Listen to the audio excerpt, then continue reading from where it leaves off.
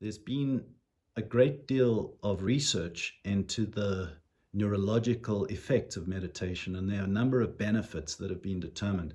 I'll go over some of them quickly. Firstly, meditation's been shown to improve neuroplasticity, which is expanding the brain's ability to learn and handle change. Secondly, and linked to that, meditation rewires the brain. You've got a set of neural pathways in your brain. For example, perhaps you've developed a worry about money, and it's a strong, deep neural pathway that's developed since childhood. One day, an unexpected bill arrives and it triggers that neural pathway, and it sends cortisol and anxiety into your system. Somebody else receives the same bill and it doesn't have the same effect on them. So over time, meditation acts as a kind of a bulldozer that plows up and levels these destructive neural pathways. Thirdly, meditation puts your mind into so-called alpha mode, which refers to the brain waves that are released when you meditate. And that mode is very different from the typical mode we're in most of the time, which is beta mode. And beta mode is when you're thinking, cognitively processing, going over conversations with other people in your head.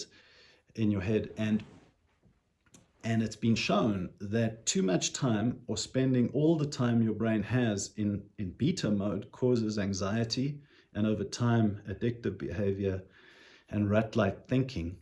And alpha mode is necessary for a healthy brain, for it to balance.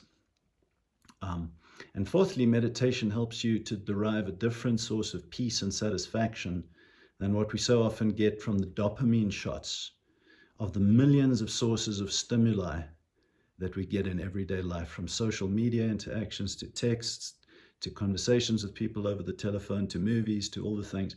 And meditation makes us less dependent on that source of satisfaction, which in turn leads to a healthier lifestyle.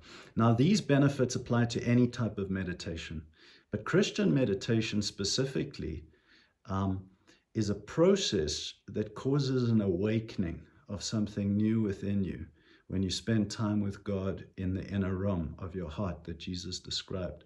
It's like a different part of you wakes up and a snowball begins rolling down a hill, and it gains momentum until it gradually assumes control of your life. The Bible calls this new you the Christ nature. It's the indwelling presence of God. And there's a transformative process that's happening where you're getting gradually unhooked from the destructive patterns you've developed since early childhood that are rooted in your thought patterns, your neural pathways, and including subconscious motivations. And these are losing their grip on you, and you're becoming more of who you really meant to be, more like God. The Eastern Church called this process divinization or theosis, becoming divine, becoming like God. Jesus called this type of prayer in the inner room the secret place. And in the Bible, the concept of the secret place is a mystical idea, and it's a beautiful idea. Psalm 91 verse 1, for example, says, "He who dwells in the secret place of the Most High will abide under the shadow of the Almighty." Imagine living under the shadow of God all of your life. He's hidden. He's in the secret place. He's in the spiritual realm. And it's up to human beings to access that level, which we've got the capacity, the God-given capacity to access, and to experience and find God, and then to translate him back into the worlds that we live. And this is all what's happening as you meditate and as you practice centering prayer.